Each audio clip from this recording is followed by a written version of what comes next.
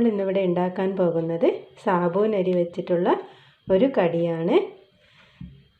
അതായത് നമ്മൾ സേമിയ പായസത്തിലൊക്കെ ഇടുന്ന സാബൂൻ അരി എല്ലാവർക്കും അറിയായിരിക്കും. അപ്പോൾ ഇത് 6 മണിക്കൂർ മുമ്പേ ഞാൻ സാബൂൻ അരി കുതിർത്ത് വെച്ചതാണ്. ഇങ്ങനെ കുതിർത്ത് വെച്ച വേഗം ഇതുണ്ടോ പൊടിഞ്ഞ് കിട്ടുന്നുണ്ട്.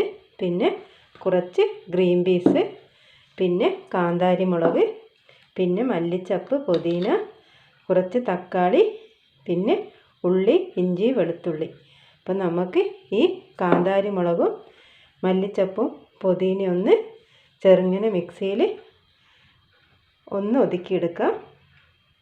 മല്ലിച്ചപ്പും പുതിനയും ഒതുക്കിയെടുത്തിട്ടുണ്ട്. ഇനി നമുക്ക് ഈ സാബൂനരിയും ഗ്രീൻ പീസും ഒന്ന് മിക്സിയിൽ അധികം അരയാണ്ട് ഒന്ന് അധികം വെള്ളം വേണ്ട അങ്ങനെ ഒന്ന് അടിച്ചെടുക്കാം. ഞാനിപ്പോൾ സാബൂനരിയും ഗ്രീൻ പീസും മല്ലിച്ചപ്പ്, പുതിന ഒക്കെ കൂടി ഒന്ന് മിക്സിയിൽ കുറച്ച് ഉപ്പും കൂട്ടി ഒതുക്കിയെടുത്തിട്ടുണ്ട്. നമുക്കതിലേക്ക് കുറച്ച് തക്കാളി ഇട്ട് കൊടുക്കാം. പിന്നെ കുറച്ച് ഉള്ളി ഇട്ട് കൊടുക്കാം. പിന്നെ ഇഞ്ചിയും വെളുത്തുള്ളിയും കൂടി ചതച്ച് പേസ്റ്റ് ഇട്ട് കൊടുക്കാം.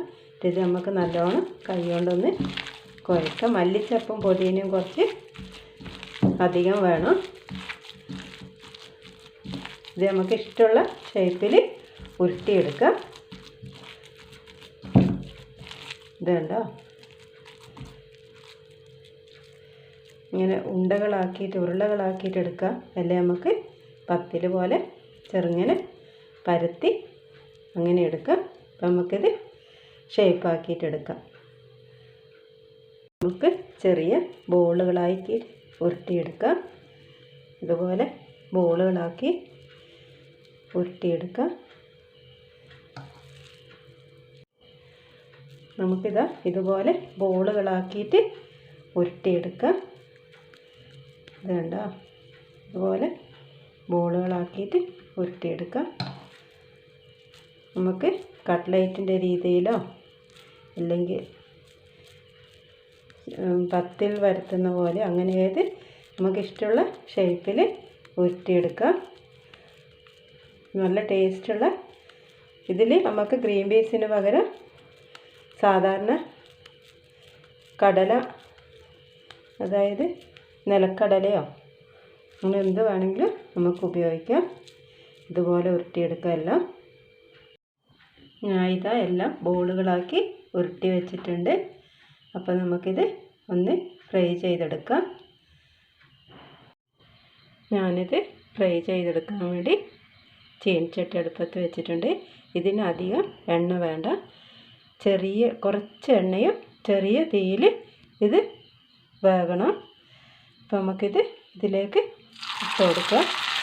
ഇത് സിമ്മാക്കി കൊടുക്കാം. സിമ്മാക്കി മൂടി വെച്ച് കൊടുക്കാം. അധികം പെട്ടെന്നായി കഴിഞ്ഞാൽ അതിൻ്റെ ഉള്ളിൽ ശരിക്ക് വേകില്ല. അപ്പോൾ ചെറിയ തീയിൽ കുറഞ്ഞ എണ്ണയിൽ മുരിഞ്ഞ് കിട്ടണം. നല്ല ടേസ്റ്റാണിത്. അപ്പോൾ നമുക്കിത് മൂടി വെച്ച് കൊടുക്കാം.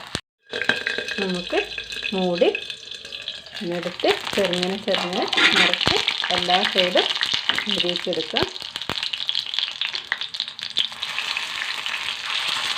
ഇതല്ലെങ്കിൽ ഉള്ളിൽ ശരിക്ക് വേകില്ല. നല്ല ടേസ്റ്റുള്ള ഒരു കടിയാണ്.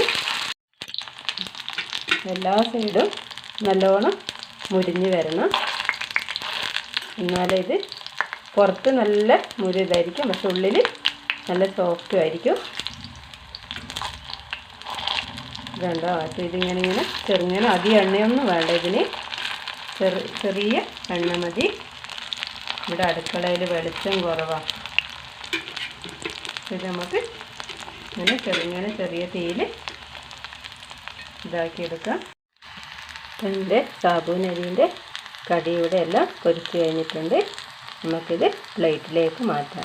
ഞാനുണ്ടാക്കിയ സാബൂൻ അരിൻ്റെ ഡിഷ് ഇവിടെ റെഡി ആയിട്ടുണ്ട്. ഇത് നല്ല ടേസ്റ്റാണ്. ഇതുകൊണ്ട് പുറത്തൊക്കെ നല്ല മുരുമുരുപ്പാണ്, ഉള്ളിൽ നല്ല സോഫ്റ്റുമാണ്. ഇത് നമുക്ക് സോസും കൂട്ടി കഴിക്കാൻ നല്ല ടേസ്റ്റാണ്.